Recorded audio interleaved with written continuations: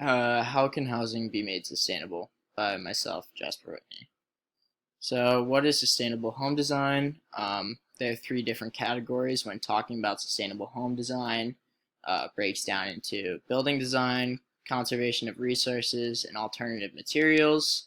Each of the three categories is incredibly important in the process of building a home and minimizing the ecological footprint left behind by that building for both the process and the use of that building.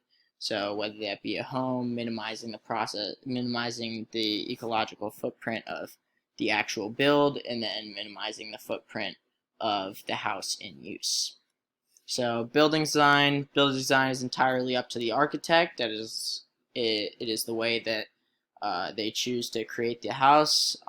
This process is extremely important as it is essentially laying out the blueprints and planning out the idea for the house and creating a design that minimizes the amount of the size of the footprint that is left behind.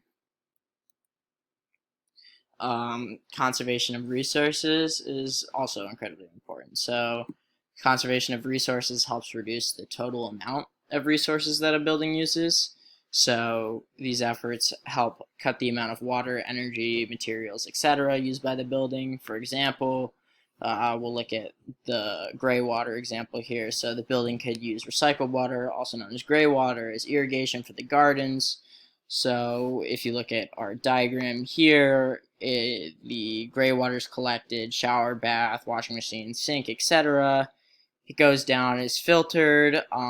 It's filtered into not anything like drinking water, but it has been cleaned, and then it is pushed into the garden to help grow wildlife. So therefore reusing water and also helping promote wildlife. Alternative resources is also incredibly important. This is the choice made by the architects of what materials they'll use during construction. This is also broken down into three ways. Alternative resources are incorporated through recycling, substitution, and synthesis. Some examples of these materials are adobe, cop, rammed earth, many more exist. These three examples are examples of substitution, as they are very common. They have a small ecological footprint. Recycling would be the reuse of something, and then synthesis would be something that is biologically created to be less harmful ecologically, but also able to get the job done with structure, design, etc. So right now we're going to look at an example of a sustainable home, and as you can see, there are many different things listed in the diagram that play a role into making it into ecological friendly home and a sustainable home. So I'm just going to run through a couple of these and explain what they are and how they're helping. So as you see, low VOC paint, VOC is also known as volatile organic compound. It's a class of an organic compound. One of the main ones that you probably know is methane.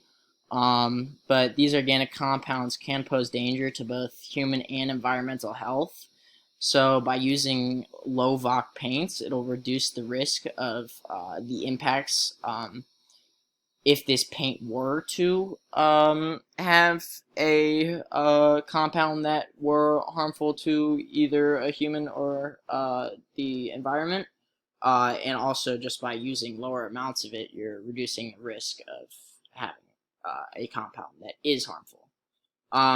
Then you're also going to see triple pane glass and low E glass. So low E glass, which is also known as low emissivity glass, helps reduce energy costs as they can assist with heating and cooling processes, which will reduce the need for heating and cooling, therefore reducing the ecological footprint as there is no energy that is needed to create this heating and cooling, as the light from the sun is able to kind of be incorporated into the heating and cooling, as the glass can keep in cool, it can keep out hot, it can keep in hot, and keep out cool. So it's kind of a little bit of a form of insulation. And then we'll look at efficient and multiple zone heating. It's exactly what it sounds like. It's having multiple different heating zones in a house, which can be controlled at a different temperature for each of them. Now I know what you're thinking. This can't possibly be more energy efficient. More heating and uh, more heating and more cooling and more of more energy is going to need to be used to do this. But however, it actually can be fairly environmentally friendly, as if you think of it, if you're in your own living room, or you actually, no, scratch that, you're in your bedroom and you want to go to sleep at night, but you don't want to heat, and you're cold, but you don't want to heat your whole house. You can just heat only your bedroom without heating, say, your living room, your kitchen, your office, which would ultimately save the amounts of energy used, as you're not heating a whole house and you're just heating one room. The next thing we'll look at is native planting. And native planting is incredibly beneficial for the environment, as since the plants are native, they don't require as much maintenance and energy. So they also don't require as much water, since they're naturally occurring in the area. In addition to this, they also create great environmental benefits for the wildlife surrounding. So whether that's a bird coming in to get pollen or something like that.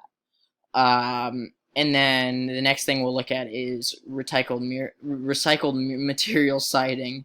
And that's beneficial as it uses recycled materials for siding instead of new materials, which obviously you're just using what was already there, so you're not changing the footprint because you're not creating more material. And this is pretty much the same thing as reclaimed wood.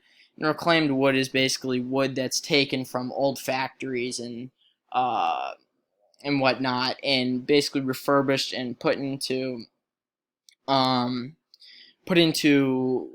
wood that can be used for more domestic things like a house. So as you can see, that reclaimed wood would be in the kitchen.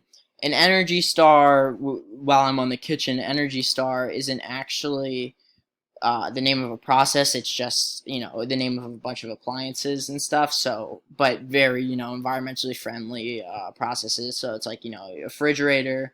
You get a more new refrigerator, and those continually run throughout the day, which saves energy versus, an old school refrigerator that starts and stops whenever it needs to recool, which actually has been found to require more energy, as the startup of these machines actually takes the most energy.